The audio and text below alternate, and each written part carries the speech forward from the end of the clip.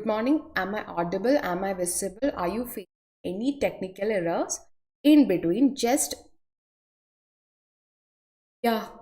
Good morning, Manas. Am I audible? Am I visible?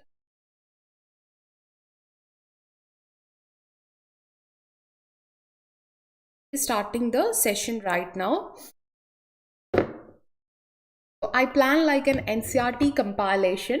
I hope you have clear with yesterday's topics, means Indian feudalism and dynasties of North India. These were the two topics that we have covered yesterday. I hope you're all clear with it. So if you're having any doubt regarding the previous sections also, you can ask me in between. Yeah, good morning everybody. Good morning. So my sound is, see, I'm having some cold and issues. My sound is not that good right now. So please do bear it with it.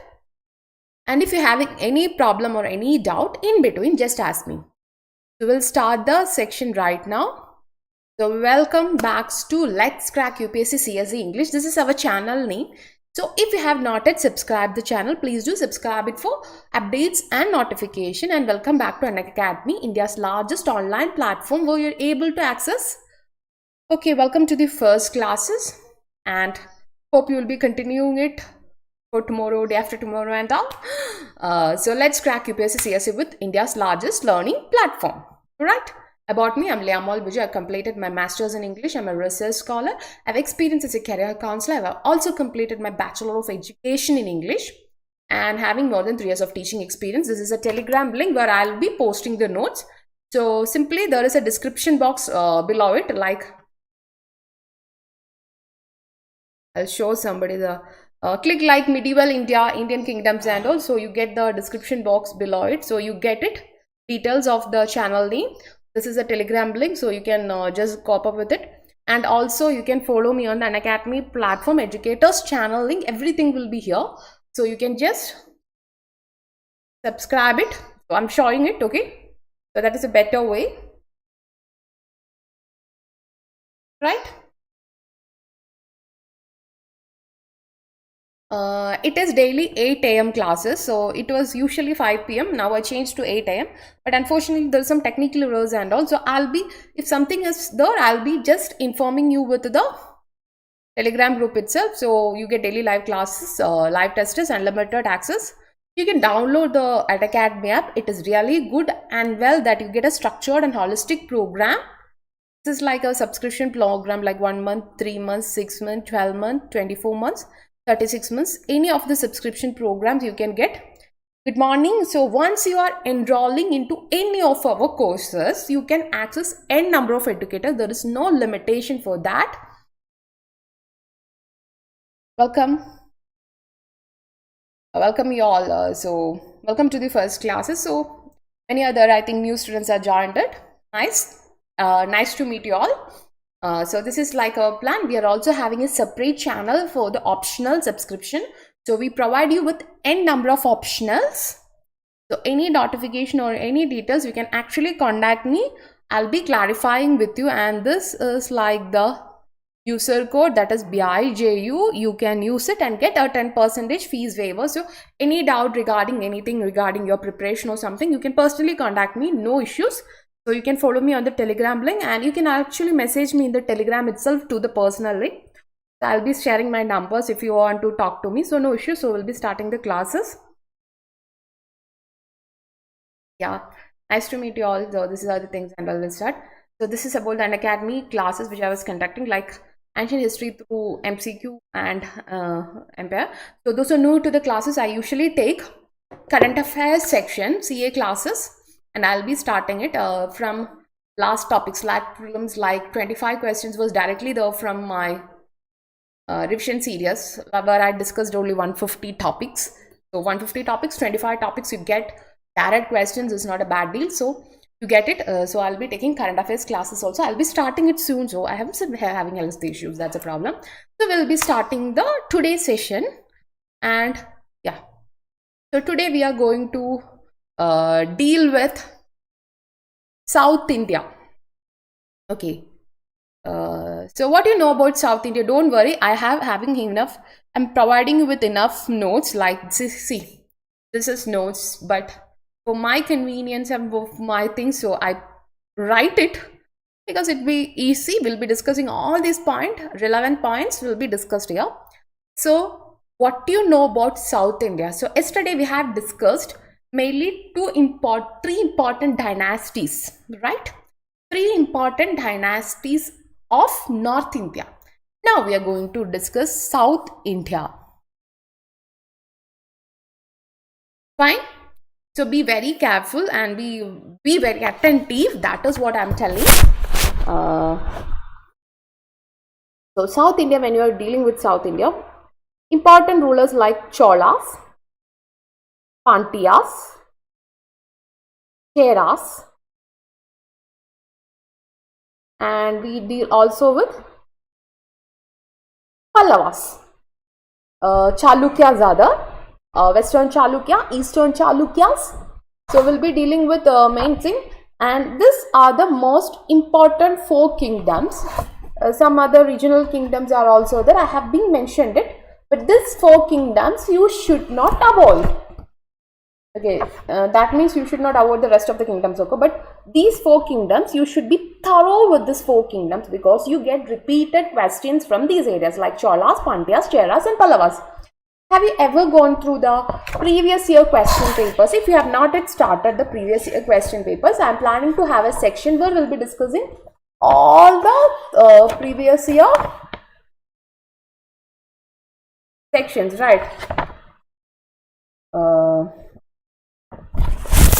So Cholas, Pandyas, Cheras, Pallavas. So we'll be starting with someone known as Pallavas. We will start with Pallavas, then we'll be discussing all these points. We'll be discussing everything. Every point will be discussed here. Don't worry. So completely listen to my lecture. Notes, follow it. That is enough for your prelims, mains, etc. So I'm taking probable areas. So this is Cholas, Pandyas, Cheras and Pallavas. So we'll start with Pallavas. So where is the origin of Pallavas? Pallavas are those kingdoms which you can see from where? Which area? Kanchi. Where is Kanchi? So you can also reply me, no issues, because no, it's when you are replying to me, we can make it more interactive. More interactive sections is more helping you. So Cholas will be discussing last because you need a better time to discuss this Chola people. Fine. So we are discussing with Pallavas. So what do you know about Pallavas? What do you know about Pallavas? So Pallavas are the people you can see in Kanchipuram. Yes, Vijayanagara. We'll be discussing with Vijayanagara. Yes, Chola, Chera, Pandya. So this four kingdoms is very much. Then we will be discussing Chalukyas and all in the later section classes. Today we'll be discussing something very important. Then we'll be doing test series also. Along with it, I'll do MCQ questions so you get more idea about it. Yes, Pallavas of Kanchi. Kanchi is Kanchipuram. Is it Kanchipuram? Yes, Kanchipuram in Tamil Nadu. Still Kanchipuram is there. Kanchipuram is very famous for something and might be ladies knowing it. That is Kanchipuram saris. So if you're having any doubt, just connect and study so that you get more clarifications, right? Kanchipuram. And what is another famous thing in Kanchi? Can you tell me what is another famous thing in Kanchipuram?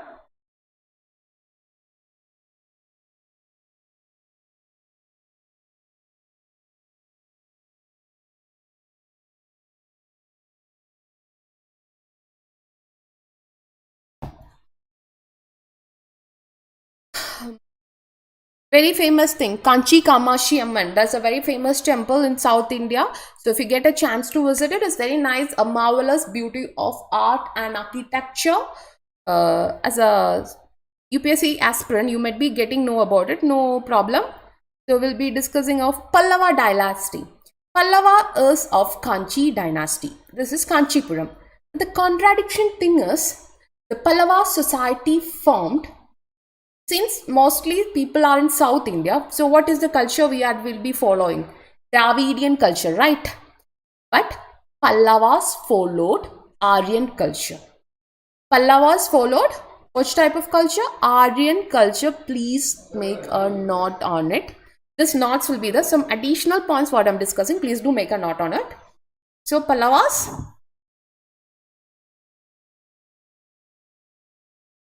Pallava dynasty follow Aryan culture, and that is a very important thing. And what is this? They were heterodox Hindus. This is just a general introduction. We'll be dealing with. They were Pallavas Hindus, or Pallavas were heterodox Hindu sect, means very orthodox Hindus who worshipped Shiva and Vishnu. And same time, they were tolerant to Buddhism and Jainism. Even though they were Hindus in nature, that is Shaivism and Vaishnavism. These are the two type of culture or two type of religion which is being formed by Pallavas. So what is it? Pallava become a great center of what? Art, architecture, and the emergence of this can be seen from the beginning of the 4th century AD. So this is the beginning of Pallavas. So do you know something about Pallavas? You can share with me. 4th century AD.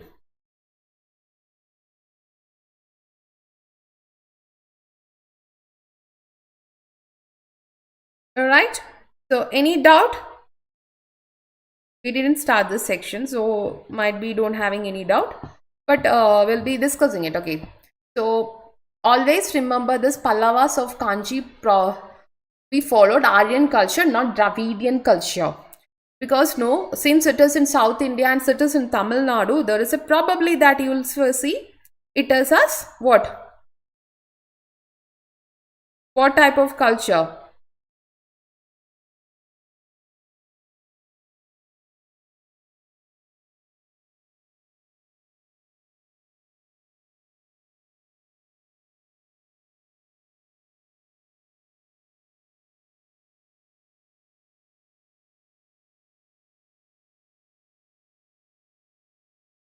Dravidian culture. Are you facing any technical errors in between? Let me know. Just checking it. I don't know. That's why. This is net and all. No, so some issue.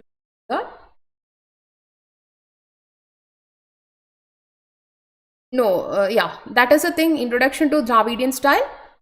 So never ever miss it. Mahabali Kamakshi temple, you're right, great architecture, introduction of Dravidian style of architecture, but they followed Aryan culture.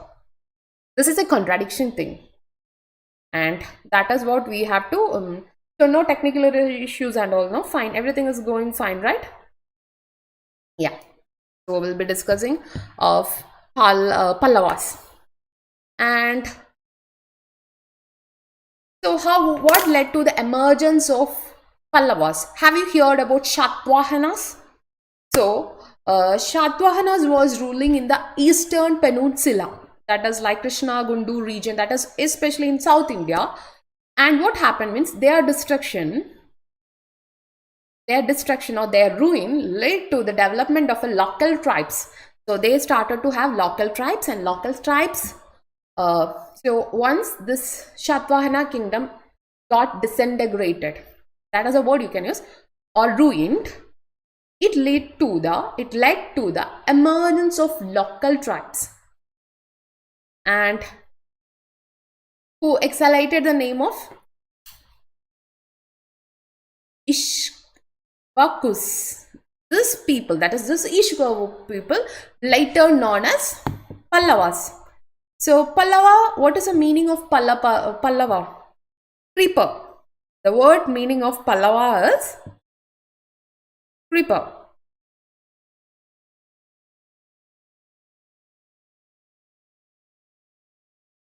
Fine. So the first question is, who was the founder of Pallava dynasty? So there is no clear-cut idea about who founded it. And Mostly it is attributed to Simha Vishnu. Simha Vishnu. It is known as Simha Vishnu, but no idea. Clear-cut idea is not at the Simha Vishnu. So this led to the emergence of this. And architectural marvel is one of the greatest prominence in Pallavas. Fine. Greatest architecture, greatest monuments. So where did you get information of Pallavas? See, when you are studying medieval or ancient India, always remember that you are getting informations from inscription, especially from copper plate inscriptions or some other inscription, or from literature works.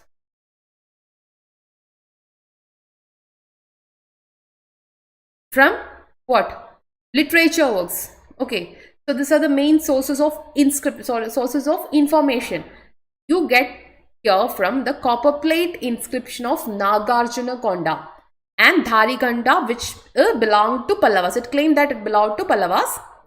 And this Ishkoku is later being termed as Pallavas. It means creeper.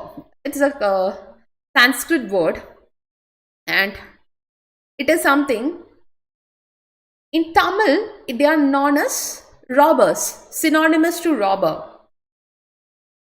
See, when you coming to the Pallavas does not have a great Kshatriya origin or Brahminical origin or something like that. Nothing. They were local pastoral tribes. They were very poor pastoral tribes. Do you know what is pastoral tribes? Those people who are looking after what? Looking after sheep, cow, etc. is known as pastoral people. And this Pallavas are local tribes who are known as pastoral tribes.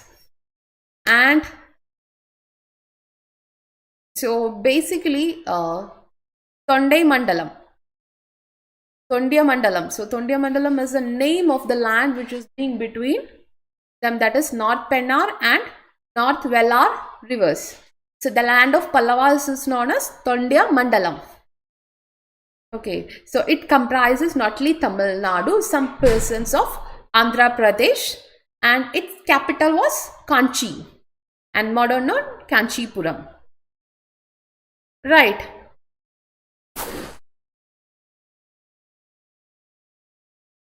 So when you're coming to the origin of Pallavas, there will be starting with Simha Vishnu. Before that, there is a theory regarding the origin of Pallavas. So many different theories are there, not one theory. Good morning.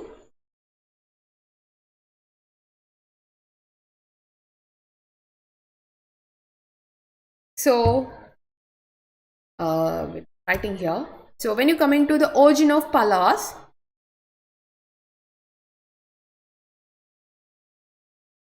fine. I don't prefer to write there because I also won't get concentration. According to the different schools, there are origins. So one theory is related to the Satavahanas people and their destruction. Another branch is telling that they are Parthians. One scholarly group is claiming that this Pallavas belonging to Parthians, but there were no evidence, no correct evidence is being given. Another claim that Pallava belongs to a branch of Brahmin, royal Brahmins, and they descend the clan of Vakatakas of Deccan. But all these theories being nullified, and we are adopting this theory. And the third theory is being most probably used, that is by the which kingdom? Ikavashku kingdom. So mainly three theories are there regarding this, and we are taking this fourth theory what we already discussed. Okay. So we'll have a small diagram of Pallavas. So Pallavas is like, I thought to take some diagrams, but unfortunately I didn't get the time.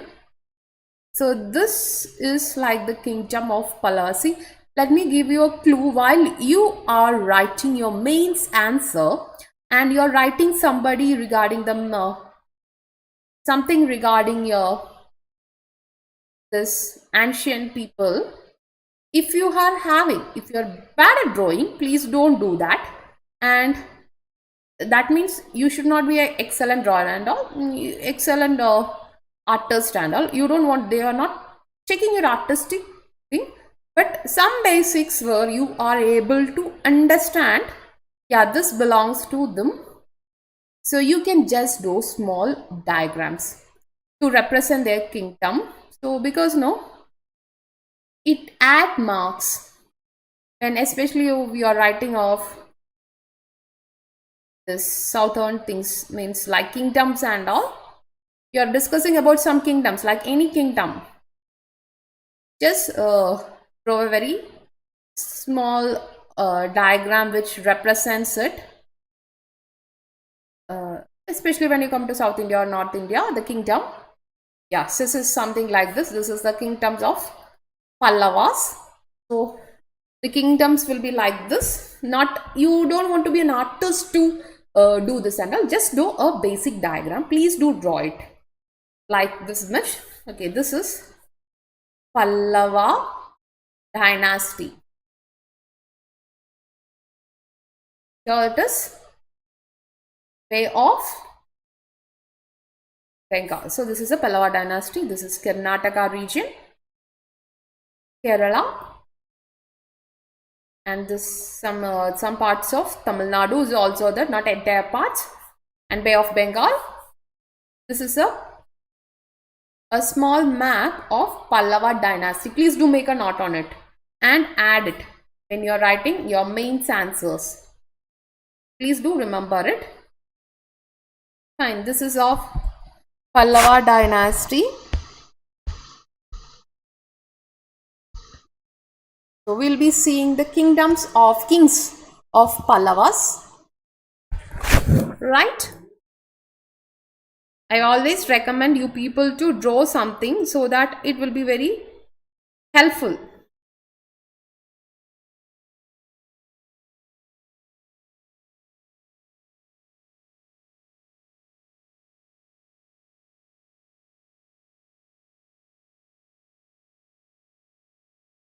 So if you're not clear with the diagram, let me know that. So I'll be posting a diagram. So okay, I'll be posting some small diagrams and all in the maps and all in the Telegram group.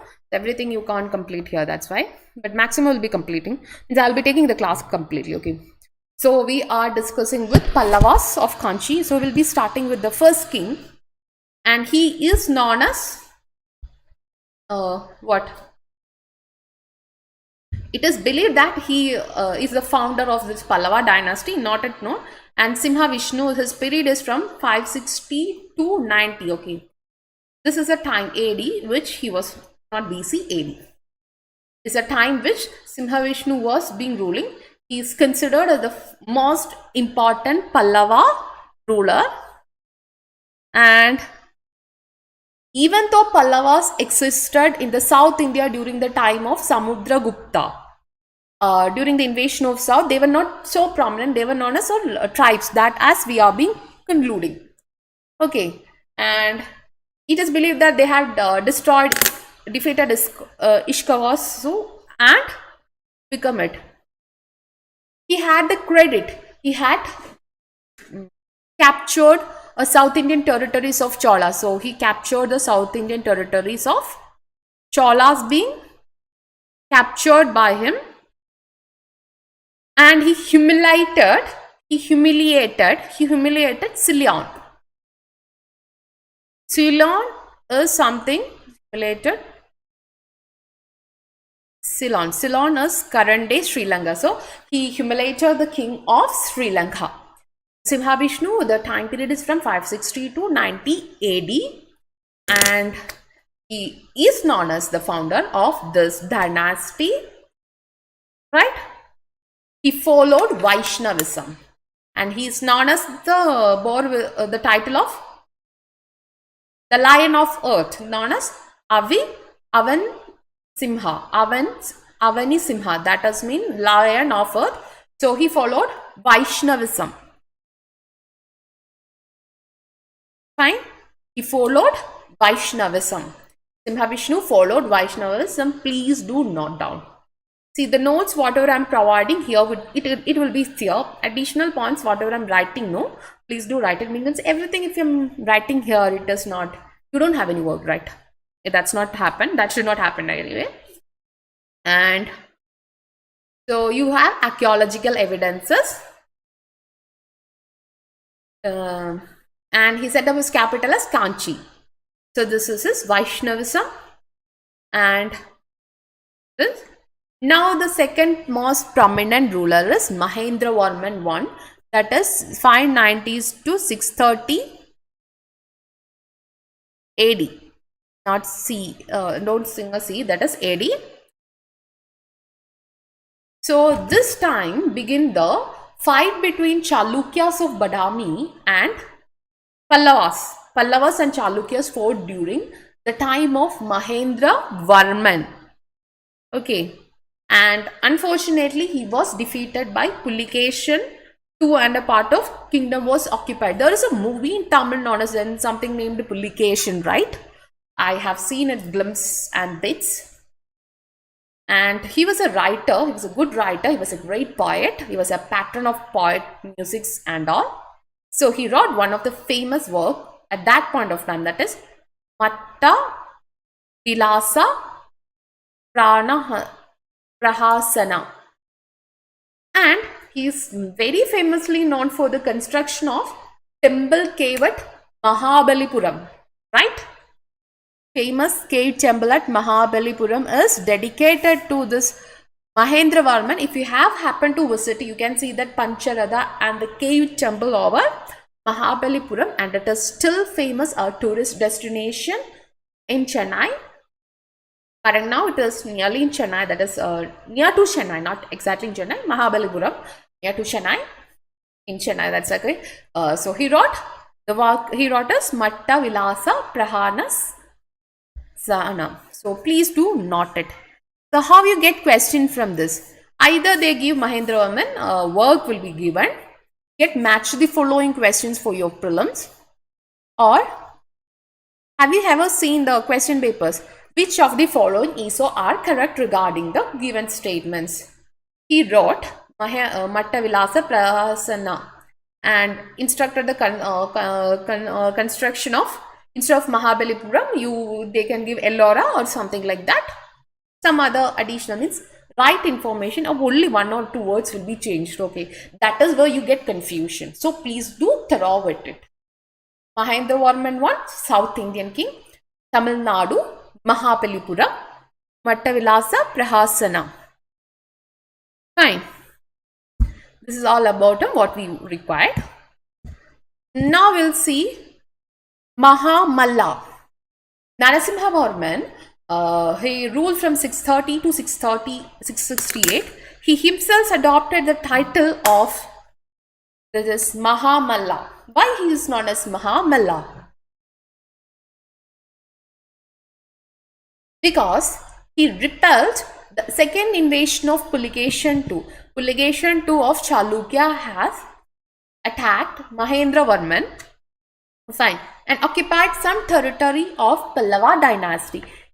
During the second time invasion, it was under this Narasimhavarman. He defeated them or defended it, fine, and he killed Pulikeshin II. He killed, that is Narasimhavarman have killed Pulikeshin II and capturing Chalukyan capital of Badami. Eastern Chalukyan capital of Badami was being captured by Narasimhavarman. So Pulikeshin II was a great ruler and he defeated him. So that is known as Mahamalla, and he acquired a title known as Vatapi Konda. So he adopted the title of Vatapi Konda. Why he is known as Vatapi Konda? Because he defeated the Pulikeshin II. Vatapi Konda. I'll spell it Vatapikonda. Fine. He also defeated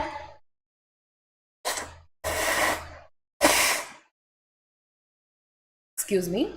He also defeated Cholas, Cheras, and Pandyas. He defeated Cholas, Cheras, and Pandyas. Okay, and he became the supreme head of the South India.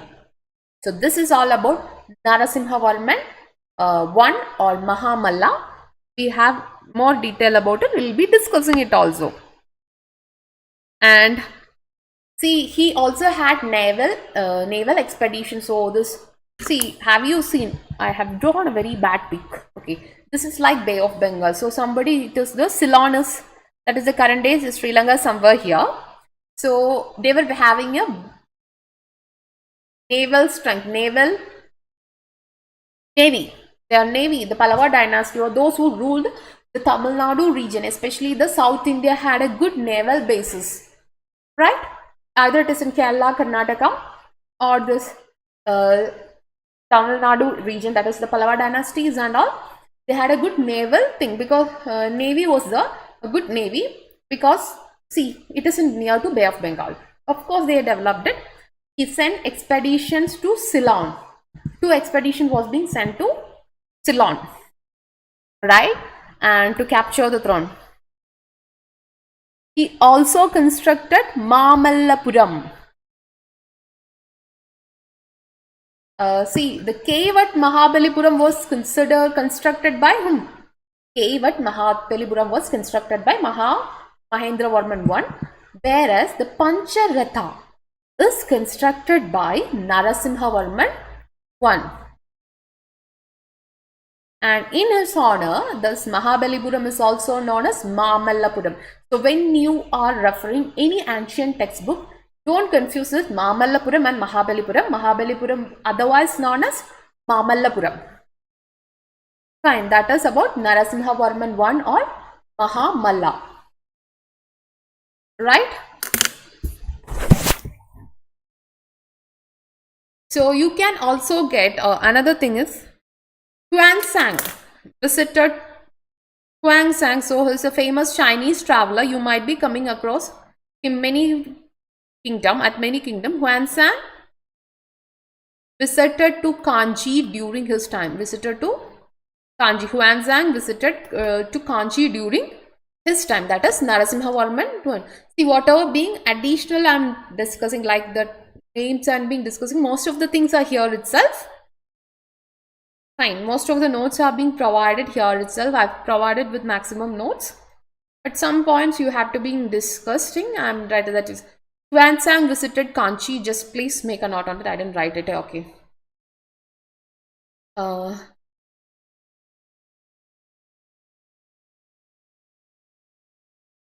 Manavarma to help his friend, that is to Ceylon. Okay. So Mahamallapuram, Rathas of Mahabalipuram being constructed by him. So we discussed something important, whatever being the so any doubt, whatever we discussed. Good morning. If you're having any doubt, no, please do ask me about it, because I may not be knowing. Clear, right?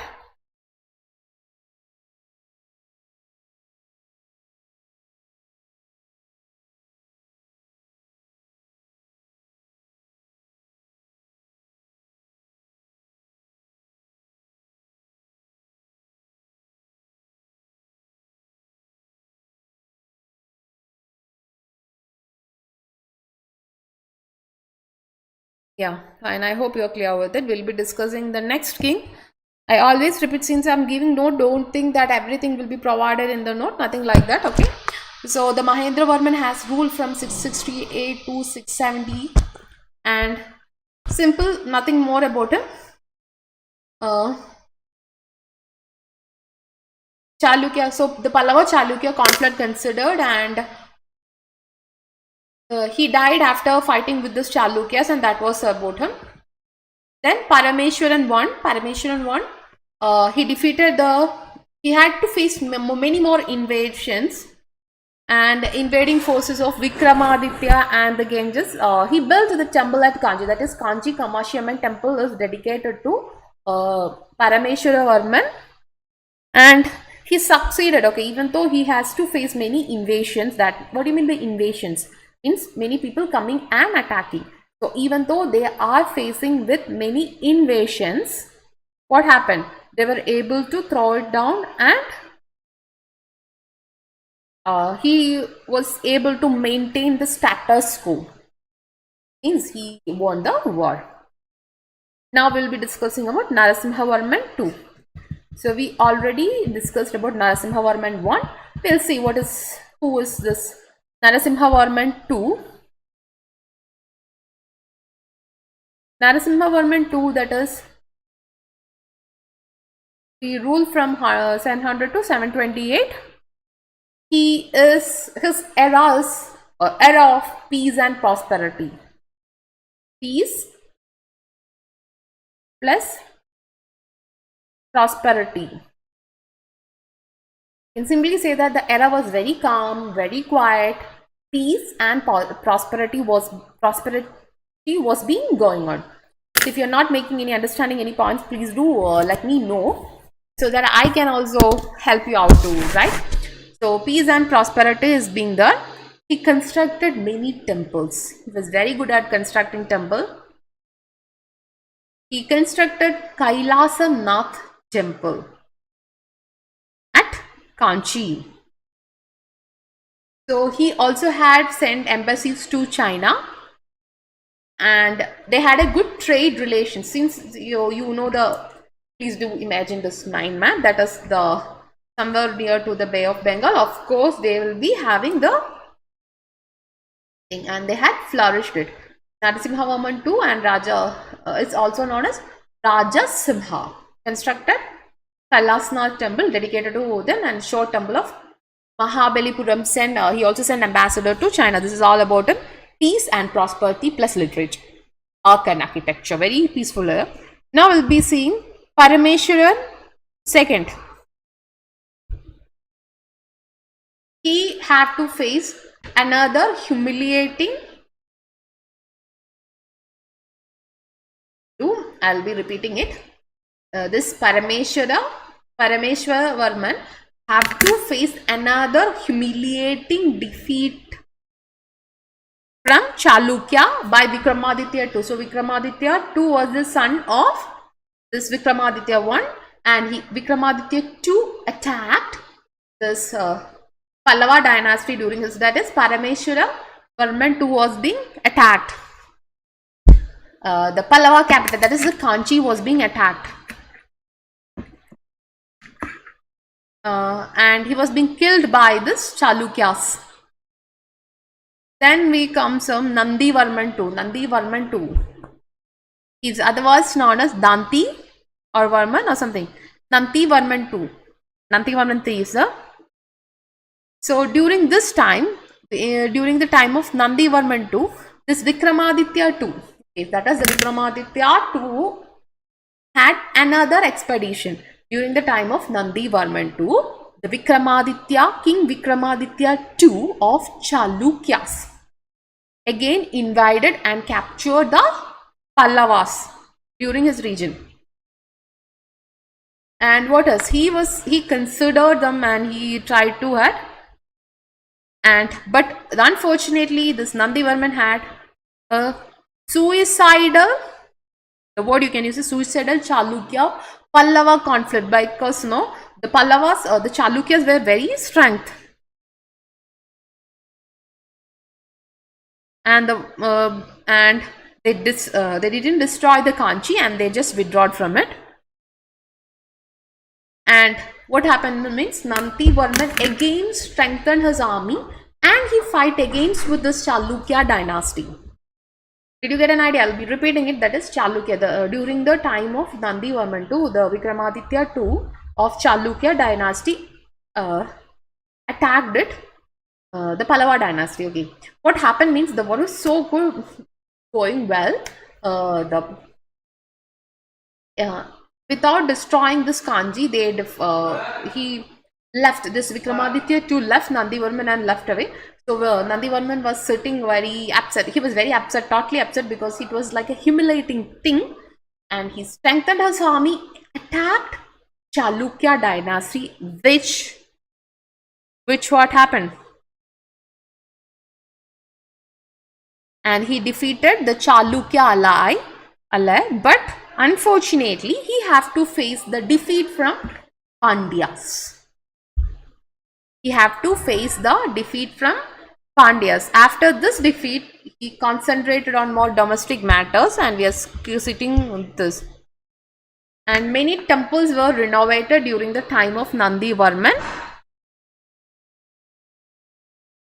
Vaikunta Perumal temple. There is a temple known as Vaikunta.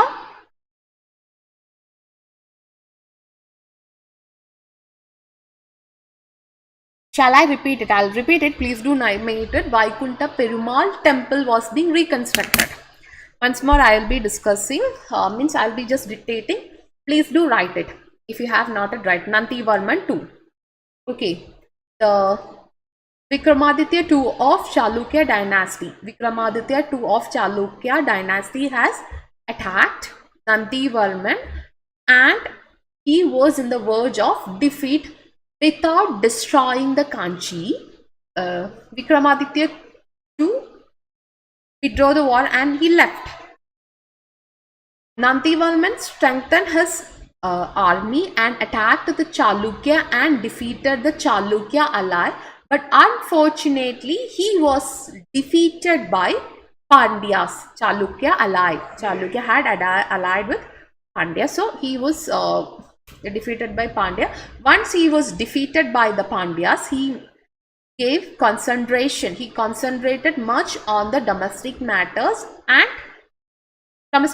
Then he renovated the existing temples, also constructed Vaikunta Perumal Temple of Kanchi. I will spell it out. Vaikuntapermal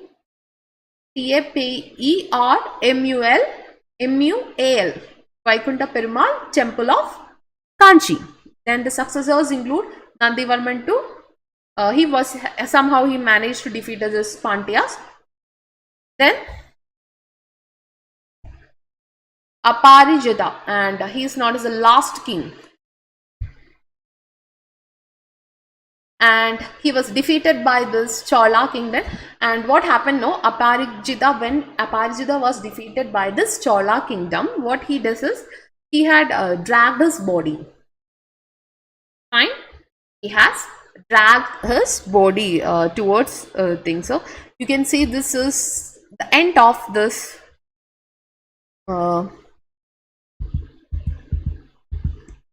Pallava dynasty. So you got an idea about the kings that we have been discussed so far.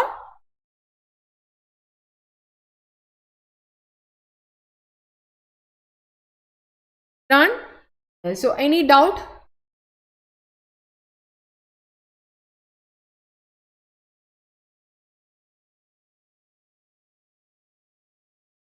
See, if you're not able to see whatever I'm mentioned, no, please do inform me that I am not able to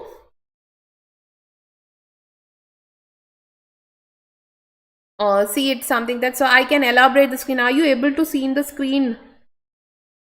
I don't know about it, that's why. Okay, so if you're not able to see, let me know, so we'll be arranging it accordingly. Means I'll just elaborate the screen. There is an option here, so I can just make it.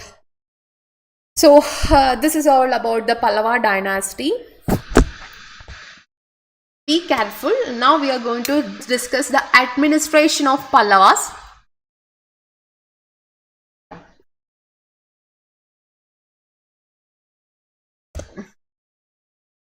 I can write it here, right? If you're not able to see me, let me know. So administration, I think you can write it here itself. Administration of Pallavas. Do you have any idea about how the Pallavas being administered? Of course, it is a monarchical thing. It has a well organized administration. The Pallava kingdom, simply you just mark like kingdom was divided into kotams. Kingdom was divided into kingdoms. So when you coming to the Pallava administration, they had a very well organized administration where this kingdom was divided into kingdoms, and kingdoms was administered by an officer which was appointed by the king. Am I going fast? Because I have the habit for taking classes, no, I'll be going very fast. That's why kingdom, this administration of Pallavas, we are looking into the administration of Pallavas. Kingdoms are the kingdoms were divided into kingdoms, K-O-T-T-A-M-S. Fine.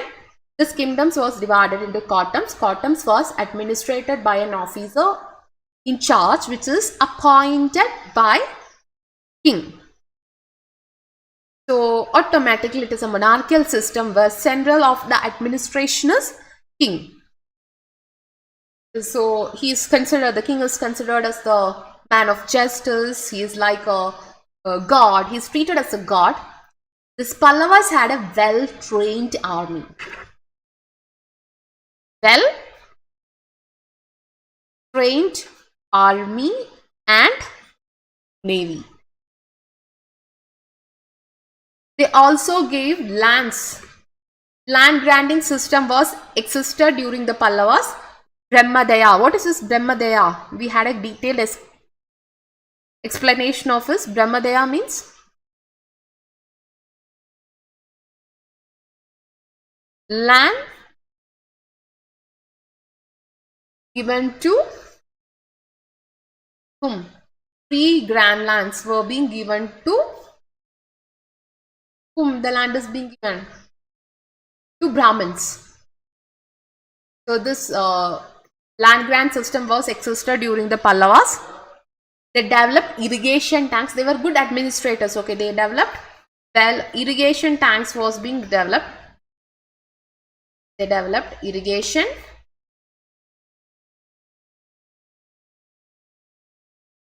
tanks. And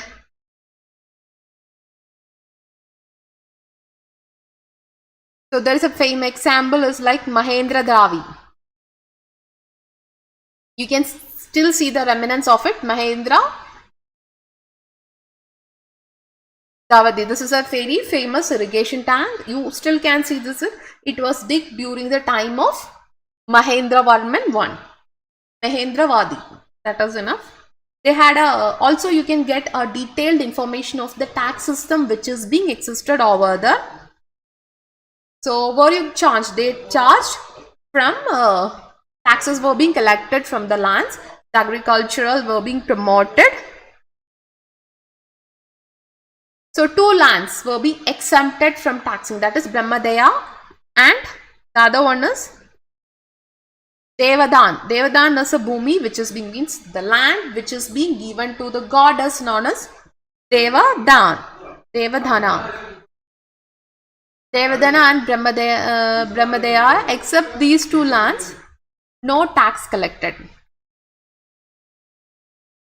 Except these 2 things, taxes were being collected. So this is regarding the administrations of Pallavas. I'll just will best revise it. So if any points missed out, please do write it. The kingdoms were divided into kingdoms. They had they were having a well organized administration, well-trained army and navy. The lands were being given to Brahmins known as Brahmadaya. Irrigation tanks were being developed. Example is Mahendra Devadi, and another example Mahendra Devadi constructed by Mahendra Varman I. Devadana and Brahmadaya, except these 2 lands, taxes were being collected. They had collected taxes from lands. And they had assemblies known as sabhas.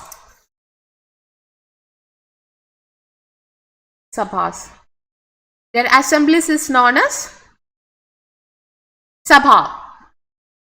Sabhas is the assemblies of things. Okay, fine. And they also collected taxes from traders. They had records. They had a well-maintained village administration. They had a well-maintained village administration and records were being there. So this is all about administration of Pallavas. You get the points. If you're having any doubt, you can just ask me, because no, see, I'm just...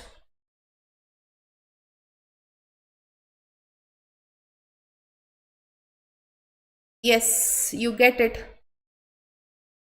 Later, Kotams.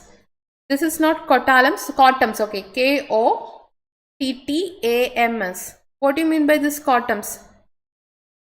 Kotams is nothing but simply the lands. Means the kingdom was divided into Kotams. Like now we are having states, no? States, districts, etc. The country is divided into states, states being divided into districts. Same way, they had divided their lands into Kotams. So this is about the administration of Pallavas. So what is about this society? After completing this, we'll be discussing of Pandyas of Madurai. So when you come into the Tamil society has witnessed a great change due to this Pallava time. What happened is caste system. They had a rigid caste system. Rigid caste system existed. They had a rigid caste system. So of course, since Brahmadaya was practiced, so Brahmins occupied the highest caste, and Brahmins also had the responsibility. So since a Brahminical society being given much importance, Brahminical society being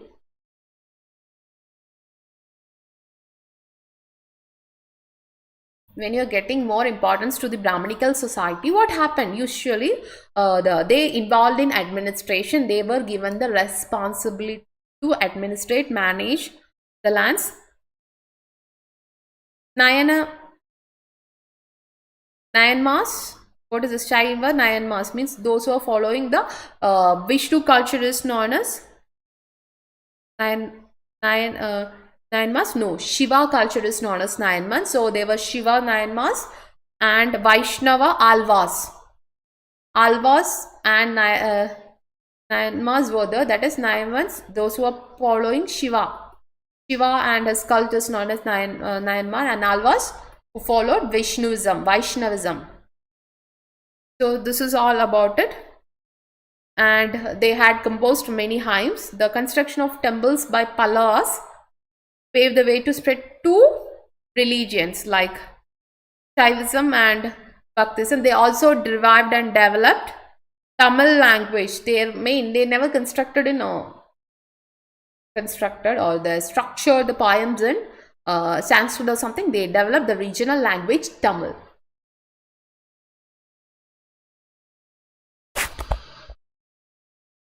Gatika. What is this Gatika?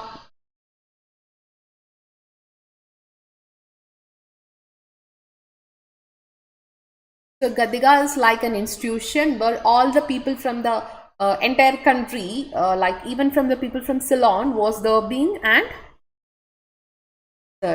they studied Vedas too. This Pallava society studied Vedas. They practiced Vedas. They studied Vedas. They had a rigid caste system.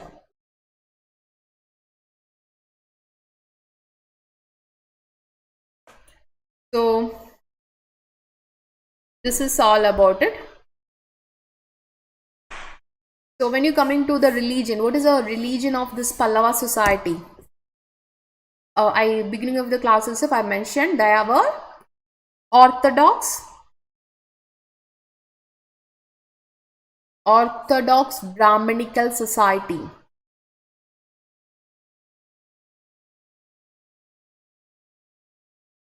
Or Orthodox Brahminical Hindus was being there.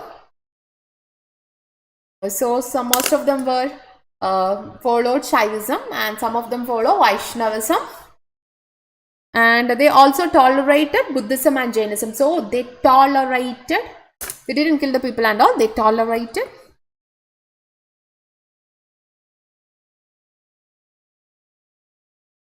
Buddhism and Jainism. Fine. And you can see all the involvement of Bhakti movement. So Dravidian style, when you're coming to the Dravidian style of temple architecture, the Dravidian style of when you're coming to art and architecture of Pallavas, you can see that they followed the Aryan culture, but they constructed this Dravidian style of architecture, right? There are many examples in Tiruchirappalli, Vallams, etc. So the famous Pallava architecture, which represent the monolithic rathas, is it Mahabalipuram. So the famous Dravidian architecture, which represent the monolithic ratha, is in where? You can see the evidence of this monolithic ratha in Mamallapuram or Mahabalipuram. And this is famously known as Pancharathas. Pancha Pandava Rathas or Pancharathas. Fine. So when you're coming to the mandabas of this Pancharathas, they had beautiful elaborated walls and all.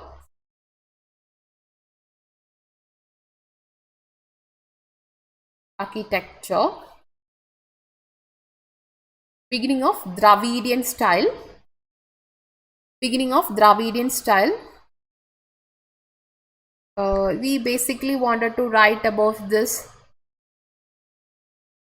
Pallava architecture, and we are going to see about Pancha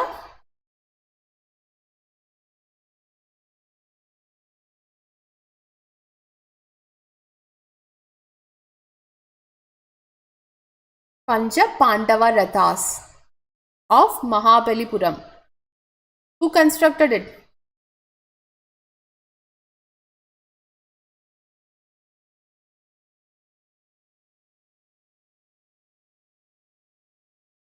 Pancha Pandava Rathas of Mahabalipuram. Right?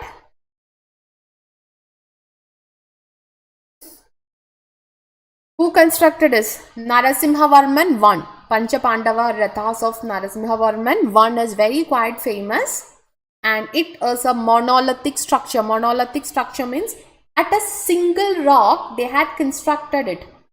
With a single rock, a Pancha Ratha is Pancha Pandava Rathas is being constructed in a one single rock, not one or two being added to it. Fine. Then Kailasnath temple at Kanchi. Vaikunta Perumal temple, Mutteshwara temple. So we all discussed all these things.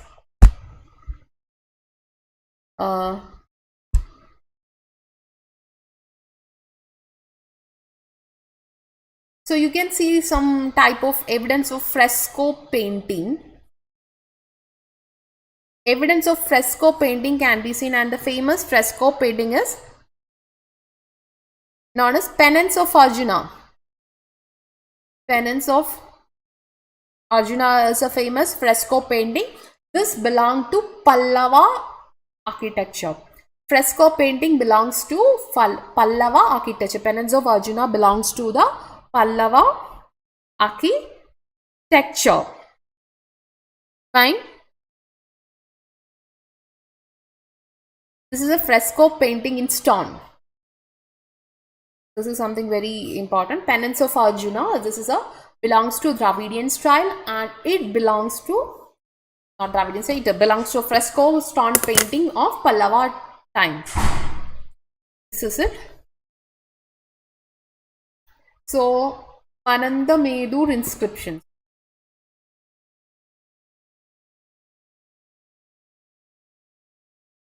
Mamandur inscription, okay. Mamandur inscription have detailed account of all these stuffs, and they were patronizing musics, classical musics. A famous commentary known as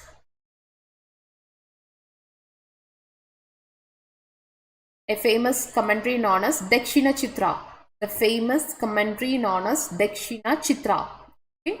A famous commentary, this is a famous commentary. The famous commentary known as Dakshina Chitra was composed during this time of Mahadeva Varman. 1. Okay. Dakshina Chitra. Dakshina Chitra is a famous commentary. So since Alvas and Nainas were there, they were having a beautiful composition of musics. Fine, I started a bit late, that's why I think. Are you clear with all these topics?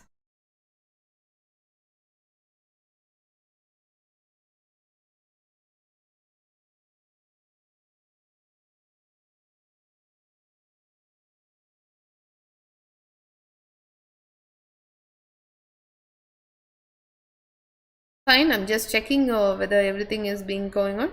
So we'll discuss one more topic, that is Pandyas of Madurai. I know this portions are a bit dry, but once thing I'm assuring, what's after listening my classes, you don't want to refer anything, but whatever being there, whatever single points means when the minute points being discussed here, whatever is relevant for you, it is not studying about bulk of information, revising the information what you're having, and you get enough information. Fine. So we are going to see about Pandyas of Madurai.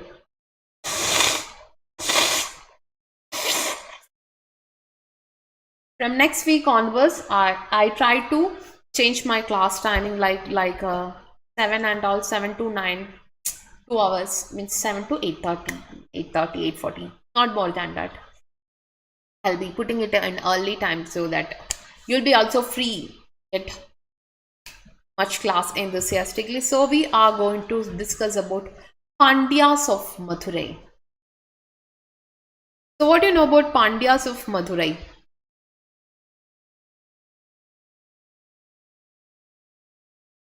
What do you know about Pandyas of Madurai?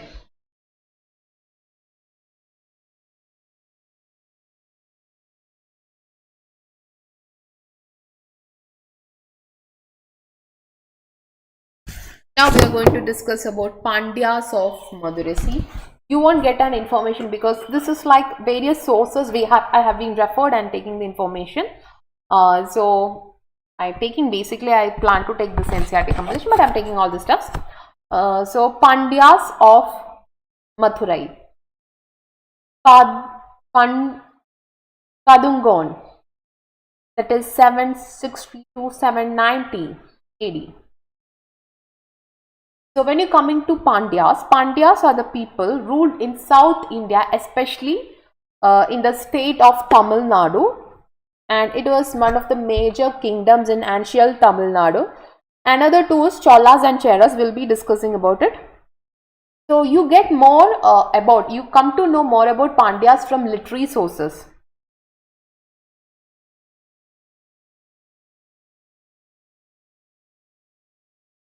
You get more information about Pandyas from literary sources. Okay. Korke.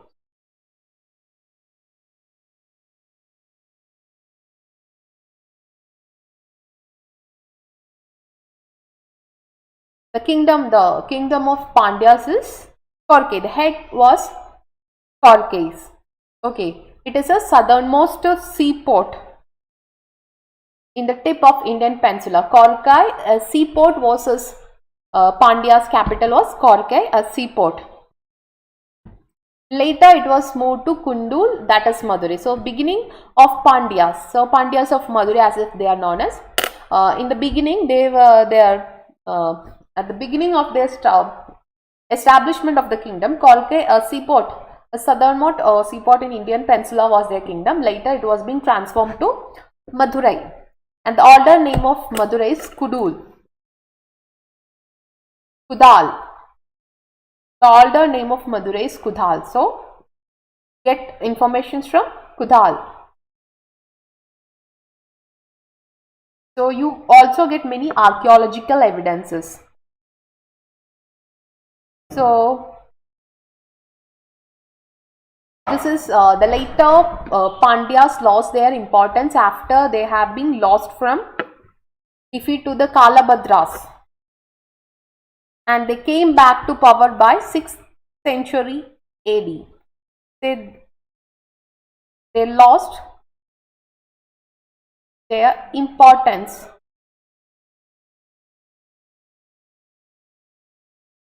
When did they lost their importance? They lost their importance after they defeat to Kalabhadras. They defeated to Kalabhadras. After that, they lost its prominence. Their Pandyas lost their prominence. Later, they come back to power by 6th century and later in 9th century. And so always they will be in power. They will be go back from the power. They will be struggling. They will be coming to the power. This is the condition of Pandyas. So they had a connection with Roman Empire. Seriously, this Pandava people had a connection with the Roman Empire. And Marco Polo.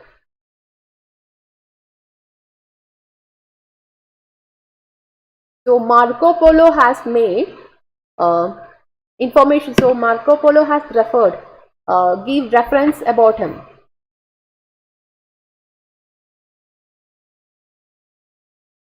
Marco Polo has given many reference about him. That is not about him, about Pandya kingdom. Don't think that I'm writing, I'm not providing notes. Every notes is being there, whatever is required, additional points being there. And also you can see the references in Megasthenes Indica.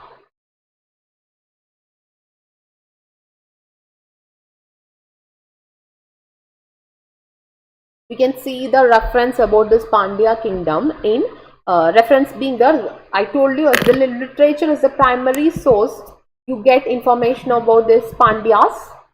So Megasthenes Indica. Megasthenes Indica is a book where you can get it. And so kingdom in 14th century, when you coming to the 14th century, they had met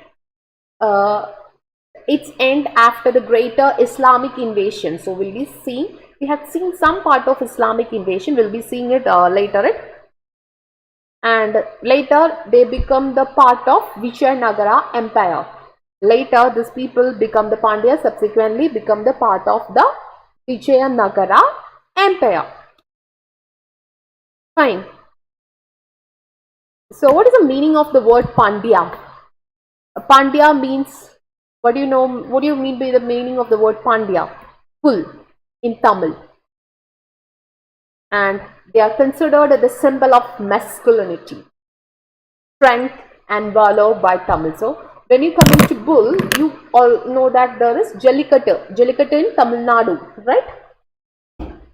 3 years before, I think 3 or I don't exactly remember the time period, but it is not past year and all. Before 2 years, there was a move to stop the Jallikattu of Jallikattu of Tamil Nadu, but the Tamil Nadu, the entire Tamil population has protested against it, and the court has been in favor of it. They gave a new rule to form this to follow this Jallikattu. They formed a new rule. They formulated a new rule. Okay, an act to conduct the Jallikattu, and Jallikattu is very famous in Tamil Nadu, and it is with the bullfight. That's a bullfight. Okay, Pandyas. The meaning of the very word meaning of the Pandya is bull. Why? They are considered as the power, strength, and masculinity. Power, strength, and masculinity.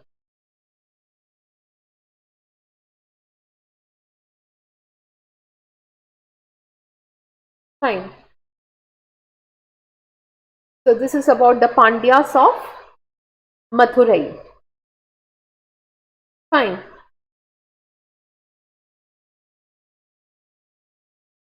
See, even the earlier Pandyas have been mentioned that they had also participated in Kurukshetra war. What is the word of Kurukshetra? Kurukshetra, it is very famous in Mahabharata, and it is said that these Pandyas even have participated the Pandyas have participated in the wars of Kurukshetra. And fine. So this is all about a general idea about the Pandyas in general. So Kandugon, who is this Kandugon? He is believed to have been established the kingdom.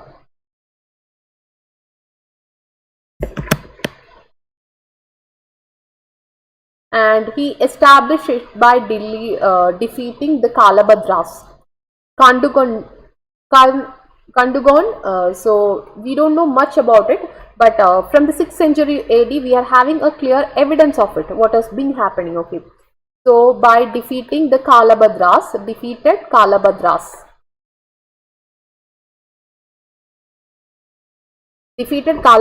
and established the kingdom of Pandyas. So very slowly they have developed, and so they also battled against the Cheras and Cholas. So once when the Cholas has conquered Tanjavur, so once Tanjavur has been conquered by this Chola by defeating Muttuar, and who was a part of Pandya clan, and Pandyas led to the period of obscurity.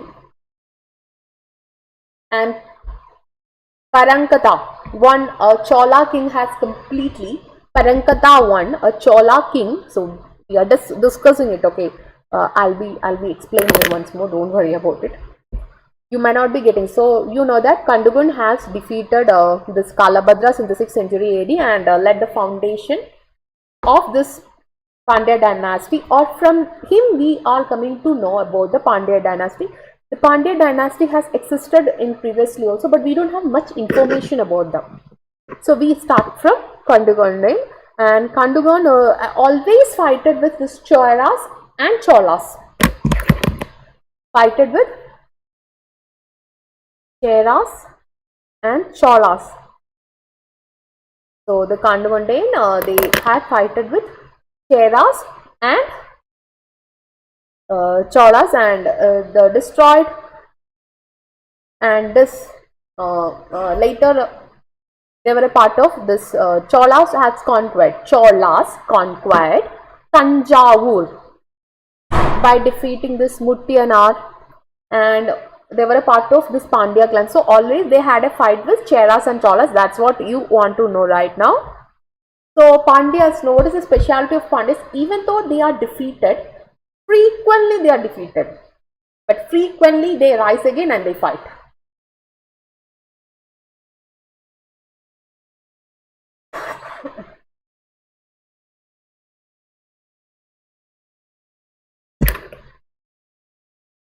So they always, so somehow the Pandyas come under the dominance of Cholas.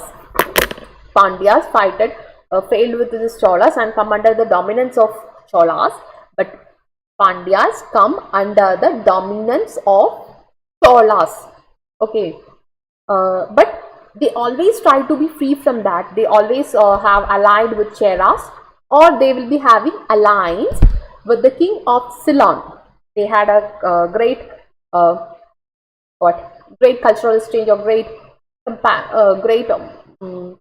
friendship with the king of Sri Lanka or the king of Ceylon. Fine. They always try to have an ally and try to fight back with this Cholas, but they were unfortunately being under the Chola dominance. They were warriors, they were fighters. So this is a basic idea of Pandyas. Fine.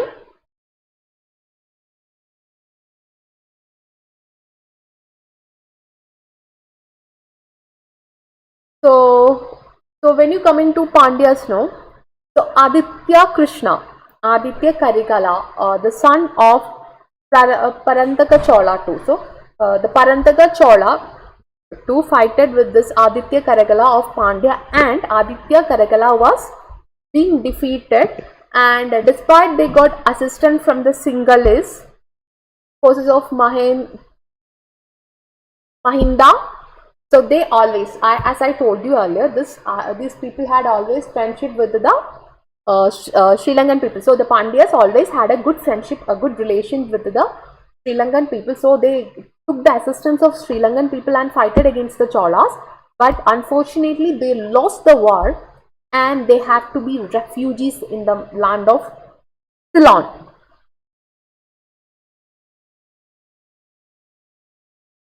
And after this period, no, we don't know much about Chola, means much about Pandyas, what happened to them.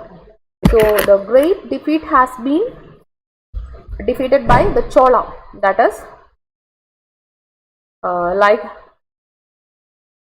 Aditya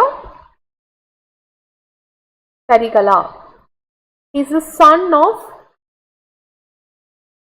Parantaka Chola. Chola 2. Okay. Aditya Karikala, the Pandya plus, I'll write it here. This is very important, that's why you just get an idea, and whatever I'm discussing, please do make a note on it. This is like the political history of great Pandyas. Aditya Karikala plus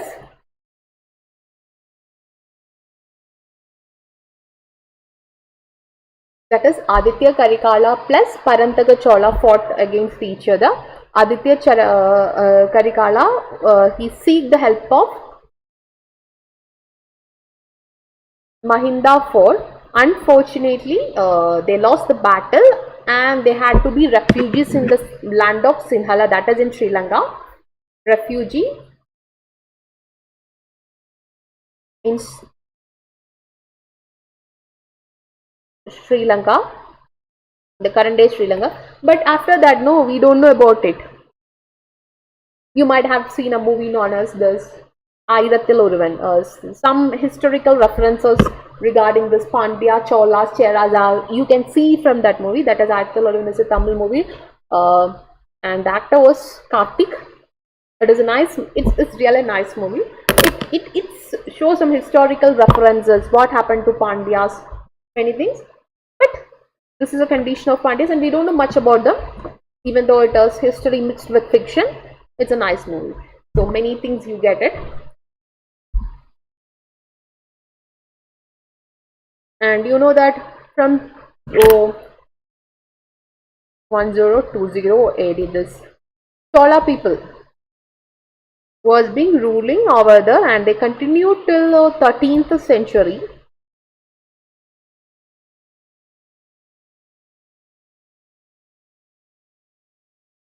So what happened means, even though they were being like refugees, once again they came back and fought with it. And in Pandyan rule, that is Maravarman,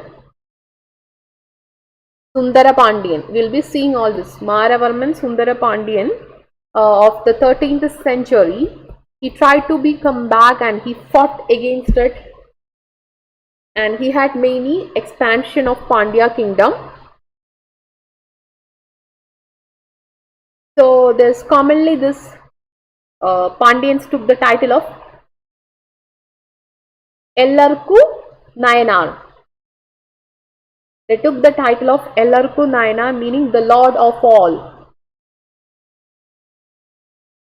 They took the title of Ellarku Nayanar, which means the Lord of all. So this power has been reached its pinnacle during the Jatavarman Sundara Pandyan. So we'll be seeing all these kingdoms right now, don't worry. And this is all about this a short history of this political things and all. So many invasions were being taken place. They tried to recover back. Fine. So this is, you get an idea about what we mean by Pandyas. We'll be seeing all of it, starting with Kundan, then Kundugan. Then we are having Maravarman Avanashi Lumani. He was the son of Kundugarman and credited with. So he ended the Kalabara's rule was being ended by Maravarman Avishilavarmani. So he ended the rule of Maravarman Avishilamani by Kalabhadras. Fine.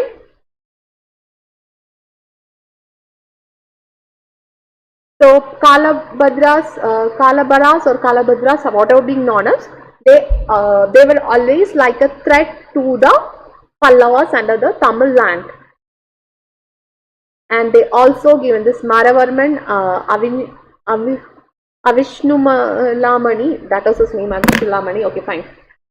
He had ended at to give Brahma Daya, that is right lands were being given in numerous villages and mostly patronized Buddhist monastery. So he is a person who patronized the Buddhist monastery, and he is very famous for this Kalabhadra revolt. He also had a joint effort with his Pallavas, Chalukyas of Badami. Now we will come across the second ruler. What we are going to study is Raja Simha. So this person is very famous for defeating Pallavas and had epithet of Pallava Bhajana, that is breaker of Pallava. He is known as the breaker of Pallava. And he also, this Raja Simha, expanded the Pandya Empire. Okay, then now we come across this Chalita Paranagara Nedundian Pandyan. So he also expanded this Pandyan Empire. Then Simhara Srirava Ballava. In this period, this is in the 10th century, the completely overpowered by this Pandyas were being completely overpowered by Cholas, and again I told you by 13th century they revived back and they come back and they fight with it. So these are the rulers mainly we want to know about it. And Alauddin Khalji, that is in 1311 AD, Alauddin Khalji has some of his expeditions, and with his Mai Kafur, what happened? It led to the end of the complete end of the destruction of Pandyas. Fine.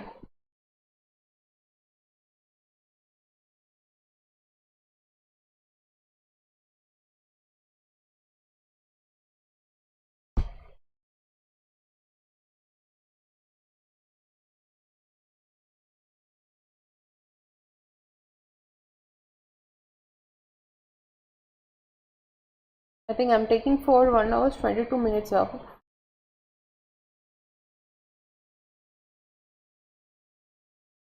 Yes, they had a water gap between this India and Sri Lanka. They had a naval power. Madurai, that region I told you, no, Kakori was a seaport. Was a first thing seaport. This Pandyas of Madurai had a seaport. Seaport was considered this Kakoti seaport is considered as the basics of then Madurai. Then later they changed to Kundul. That is the Madurai. So when you are coming to this, they had a relationship. See, when you coming to South India, what is the advantage of South India? South India always had a naval power. Why this naval power? It is surrounded by one side is surrounded by Bay of Bengal, other side is by Arabian Sea. So obviously they had a connection in Bay of Bengal and to that. So this is all about it. This is 1.5 hour lecture. So we'll be taking, I'll be completing it and we'll be continuing it tomorrow. That is more better. Otherwise you also will get confused. We'll have to complete it. Polity. So we are discussing very simple, even the big points being discussed here. When you coming to the polity, you don't have any reference about councils of ministers or court. But you can see two things, that is mantrins and Uttar mantrins. This is something like a small council. Mantrins and Uttar mantrins are something like a small councils of the Pandyan administration. So Uttara mantrins perform the task of like Sandhi Varga. So they consider some tasks and they were doing some jobs. I'll spell it once more. Uttar Mantras. Fine. Or Uttar Mantrins, whatever being. Some spellings are being complicated. I'll spell it out. UTTARMAN Okay. Uttar Mountains. Fine. They are performing things. And they were in charge of many things. These people are in charge of many things. Like they were the people who are granting lands. They order to give grand lands. That is all about it. And another officer which you want to know about is when you coming to the administration is Madanga Jadakshya. Madanga Jadakshaya. What is this Madanga Jadakshaya? He is a person who supervised elephants. The person who supervised elephants is known as Madanga Jadakya. So I think this names will be very confusing. We'll be having a small MCQ at every point of section. If you have watched my section, you might be knowing. So I'll be starting it soon. So at that time, no, we'll be covering all these portions. Means once again, means we'll be repeating it. And so this is about the polity. This is all you want to know. Now we'll see about the religion. What is the religion of Pandyas? They followed religion. When you coming to the religion of Pandya, they followed Vedic religion. Pandyas followed Vedic religions and they patronized Brahmins. Fine. They followed Vedic religion and they patronized Brahmins and they were stern devotees of Shaivism. They were the stern Pandyas were the stern devotees of Shaivism. They followed the Lord Shiva and his Lord Parvati. So Shaivism was the religion being existed over there. They even though they patronized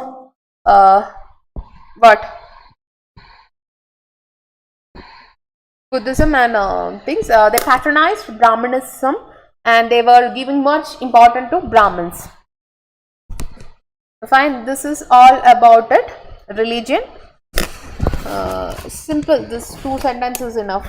You don't want to know much about it. See, when you coming to the economy of Pandyas being in coastal region. So what is the thing? I already mentioned you this area is in coastal area. This is something in coastal region. See, what is this when places in coastal region? Of course, they had trade relationships. So Marco Polo has mentioned about them, Pandyas. That means they had trade relationship. When you coming to the economy, they had trade.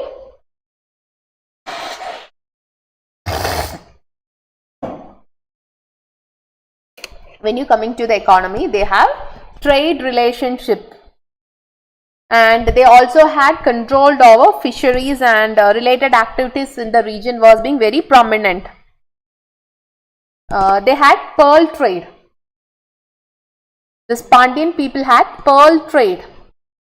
They exported pearls. Also, they had horse trade or something like that. That is, horse trade is fairly to Arab countries. So, imported horses and all. They had pearl trade. Even drax chariots, big chariots were being developed, and they have went with this chariots. Fine. So the people in this area were forced to pay high taxes. If they denied to pay the taxes, they were harassed. The people were being harassed. So they were forced to pay high taxes or high taxation.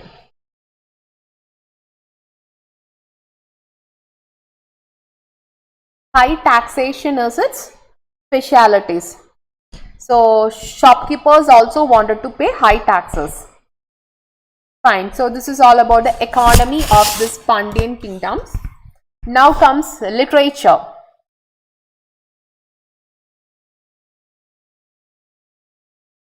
So you can see the copper plate inscription of Pandyas. Mainly you can see the records in Tamil and Sanskrit. Used both the language, Tamil and Sanskrit. Tamil and Sanskrit language being used, and you can see copper plate inscription.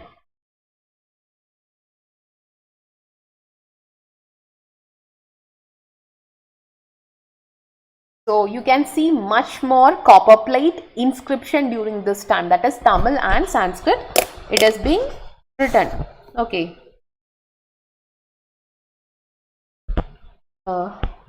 Also you can see when you coming to the literature, there is an example of a Sangam poem. The famous Sangam poem, Madurai.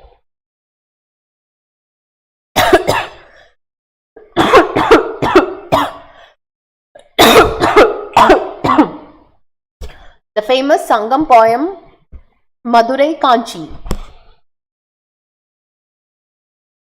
The famous Sangam poem, Madurai Kanchi.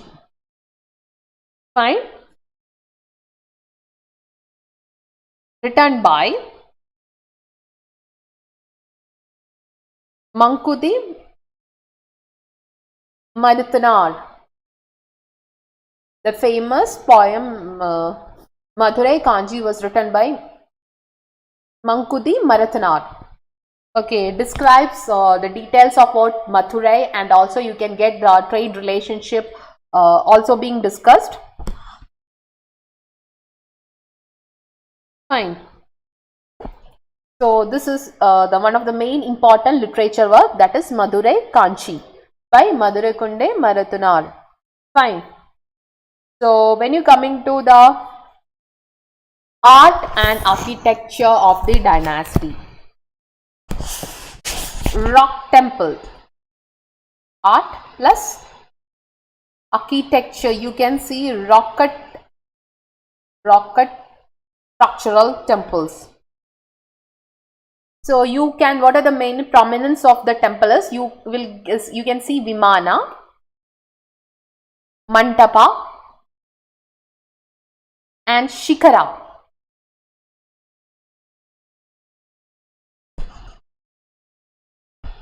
Vimana, Mantapa and Shikara. Shikara means like Vimana, means the upper portions of a temple is known as, when you coming to the South Indian temple, you get, I'm just discussing it where you get more idea when I'm discussing about art and architecture.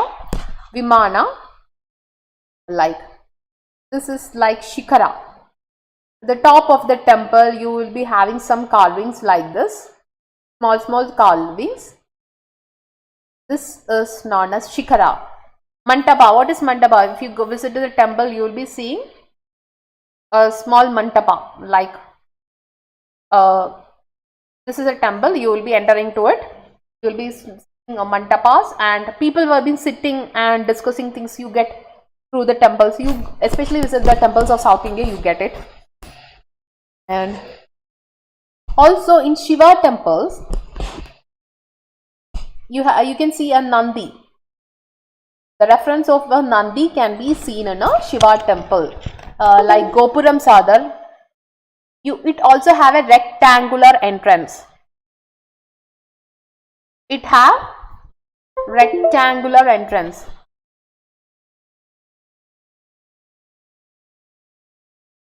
Rectangular entrance. I didn't take a pic of it, but tomorrow, no, I'll definitely, when in tomorrow's section, I'll just take this rock architecture. I'll discuss it by taking a pic itself. So please do note it right now. Rectangular entrance are the, pots are the, and gopurams were given much importance. The famous example is Nellayappa temple, and also what is this? Madurai is famous for Madurai Meenakshi Amman temple. Madurai Meenakshi Amman temple is a wonderful example of the Pandyan art and architecture. Fine. So this is all about art and architecture. I'll show the pics and explain it once more. I didn't take a pic of today. So we'll see about administration. So, what is this administration? Nadu, Puram, Gramam. So, the entire Pandyan territory was divided into three, that is Nadu, Puram and Gramam. So, what is this Nadu? Nadu is a larger unit of local administration. Nadu is a larger unit of local administration. Larger unit. Larger means simply in a day, you can say in a district, a state is being divided into district. District is being again divided into villages, municipalities, municipal corporation, right? Same way, Nadu is something like a district. Fine. So lands grants were given to the temple, means Brahmins. So Brahmadaya was being practiced here. They conducted various assemblies. But we don't have much reference about councils, but they conducted assemblies.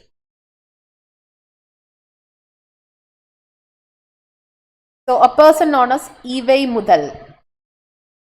The person name is Ivai Mudal. What to say?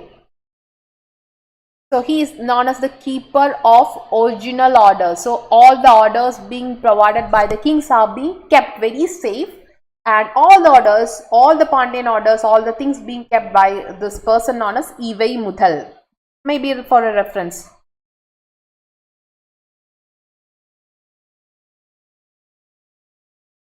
Vaikattari. What is this Vaikattari?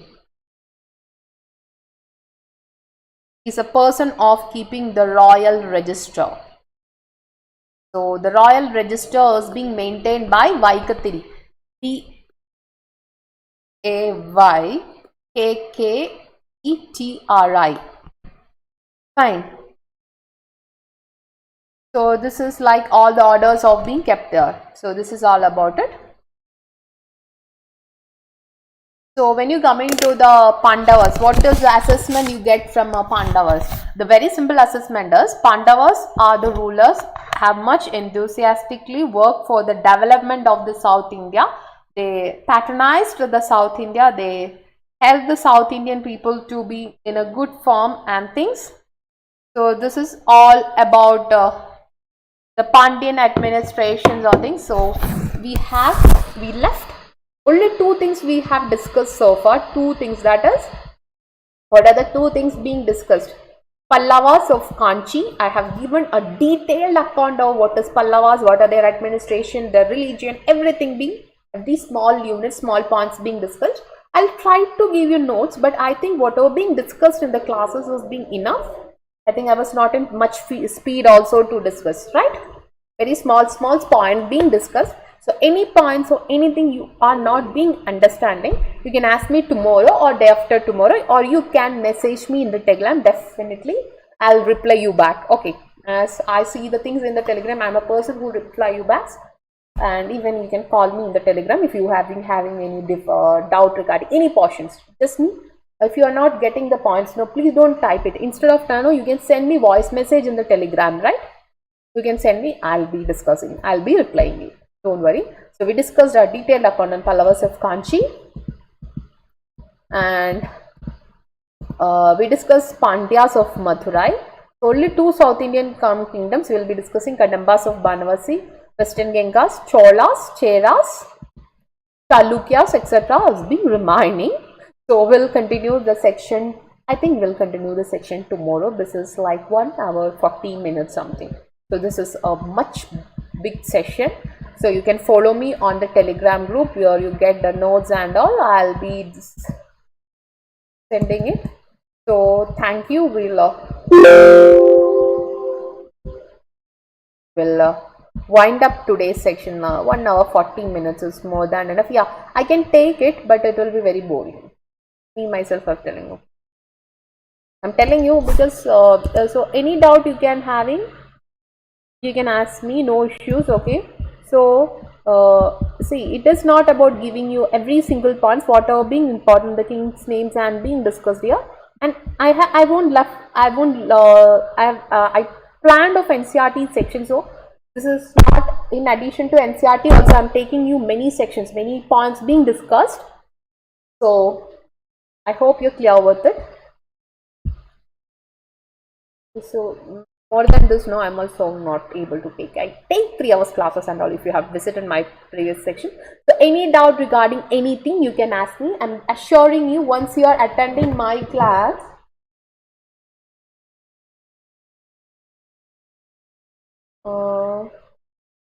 link. Okay, so in the description box, once more I'll be telling you know, there is a description box.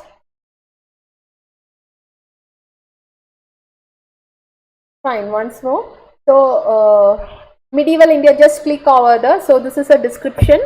So you get my, yeah, you get my course link, you get my telegram link. This is my educators channel link. There is an option known as educator channel link. You can follow me. You can just subscribe it over here, and in the description box also you can verify me. So this educators telegram group, you can come. Then, and my name will be given as Liyamol Biju in this telegram group. Don't worry about it. So any doubt, anything, you can message me. You can I'll definitely reply you back. Okay, don't worry about it. So this is a section, and hope this section will be very useful. I'm repeating it. So those who watch this section, please do refer it. Not only the notes, the points being discussed here, you don't want to refer anything else. Please do make a small note on the notes, which I have made additional things, means not additional what I'm being discussed. Some points whatever being notes is required, I have given notes additional to the points whichever I have mentioned, discussed, economy, administration and all. Please do hear it. Please do make notes on it. You don't want to refer anything additional regarding these topics. Everything is complete. So you can follow me on the telegram group. Also you can use my code and enroll to our plus and iconic courses. So you get a holistic approach. You want to know more about it, also you can do it. Usually we don't have the permissions to give the numbers right now, that's why. Otherwise we used to give the numbers. Fine, you can contact me. Fine, you message me. I'm a person who will replying back. So whenever I'm seeing it, you can get it. Nowadays I'm not that fine. So fine, add a number also to the down. So anybody who won't having any doubt, you can also WhatsApp me. WhatsApp is not allowed, that's why. So we having I hope you will be having a great day. So any doubt, you can message me. Fine. Thank you. Have a great day ahead.